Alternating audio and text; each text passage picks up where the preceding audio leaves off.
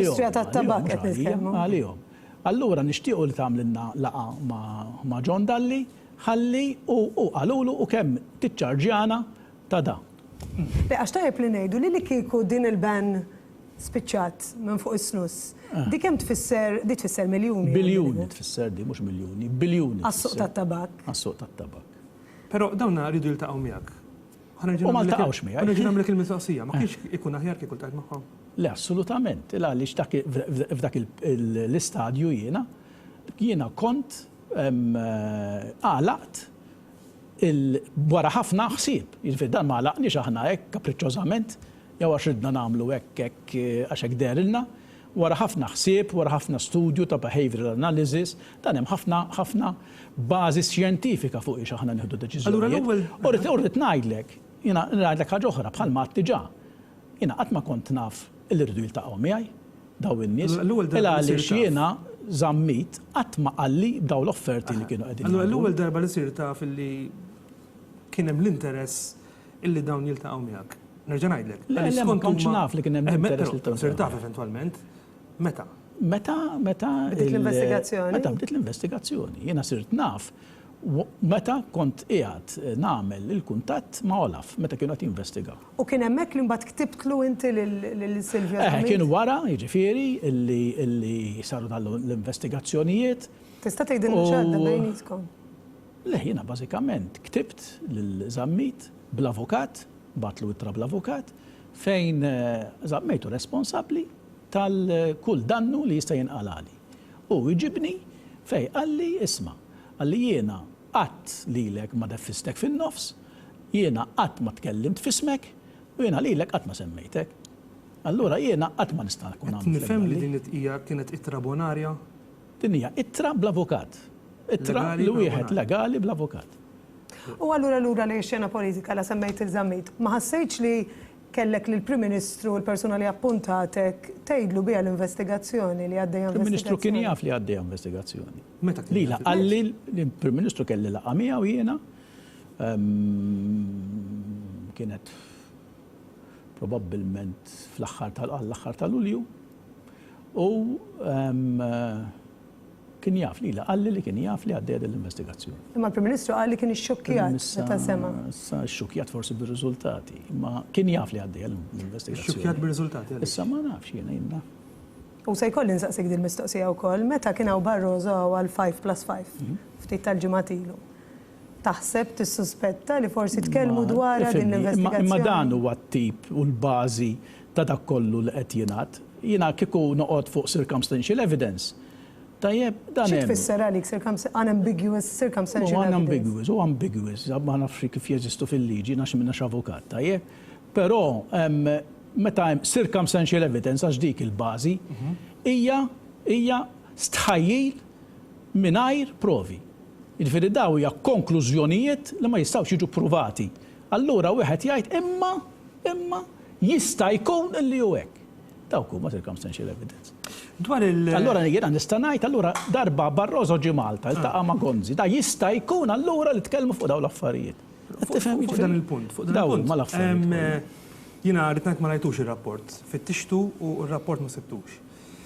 Però ġurnalist li kien qed jintervistak mill-New Europe issuġġerixxa illi ra rapport tal-Philip Morris li hija kumpanija ġiganteska f'dan il-qasam fejn ikkwotat lil Kessler, Giovanni Kessler li huwa l-maġistrat investigatur inkwirenti seħħu li trid, illi f'xieda li ta' quddiem il-Parlament Taljan, issa għal kull bonfini tajt ngħidu li Kessler ukoll kien politiku fl-Italja, kemm mhux neċessarjament għandu x'jaqsam ma' dan li se ngħid, però Kessler ir-rapportat, nerġa' ngħidlek u nenfasizza jiena r-rapport ma rajtux, però f'xieda li ta' quddiem il-Parlament Taljan allegatament Kessler qal illi il-plain packaging iżid il-kontrabandu. U allura din hija, jekk qed tifhem sew, pożizzjoni altament kontrastanti ma' dak li inti kont qiegħed tippromuovi. Ekku jiena dar-rapport rajtu. Dar-rapport rajtu il-xhieda ta' Kessler smajta fuq il-radju radikale fil-fatt qed hemmhekk fuq l-internet tal-Minirti jismagħha. U fl-opinjoni tiegħi il-pożizzjoni tal-industrija tat-tabak.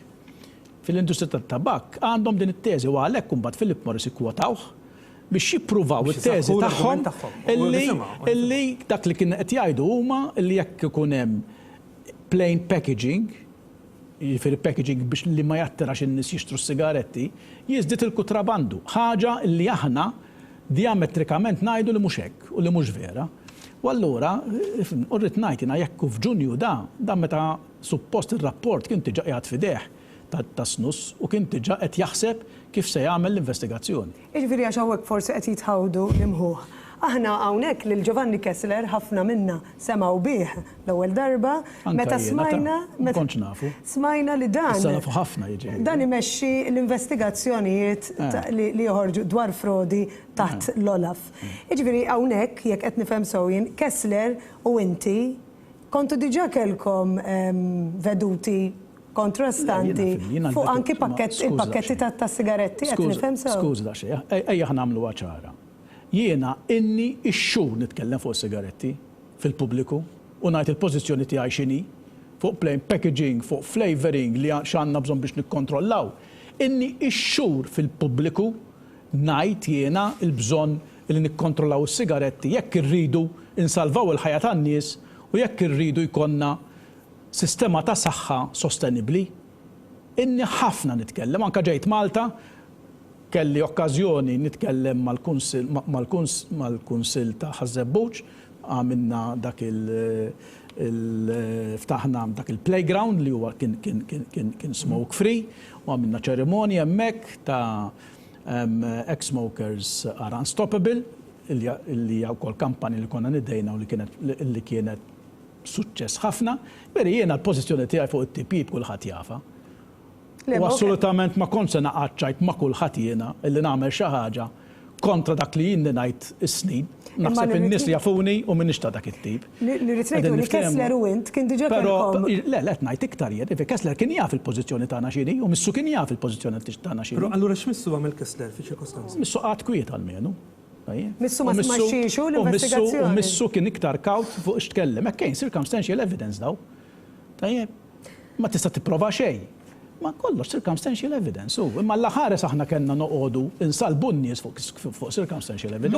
Lura għara fuq affarijiet oħra li qed jiġru anke llum f'Malta kemm hemm circumstantial evidence kont tissellab nies. Bħal din tal-power station li għaddejja bħalissa pereżempju. Però llum il-Ministru ħareġ stqarrija fejn qed jispjega li jagħmel bravura kbira, kompli. Rigward, kont se ngħidlek dwar l-operat, il-proċedura li jaddottaw solitament il-lobbyists. Ġifieri l-lobbyists huma dawk illi xogħolhom huwa biex jippruvaw they iron out matters bejn l-istituzzjoni, l-establishment u l-partijiet interessati. Issa ukoll anki fil-famuża intervista, ċoħe fil-famuża press conference illi kien hemm fej fil-bidu fl-ewwel parti tkellmet rappreżentanta tal-European Commission, imbagħad għad-direttura tkellem Kessler.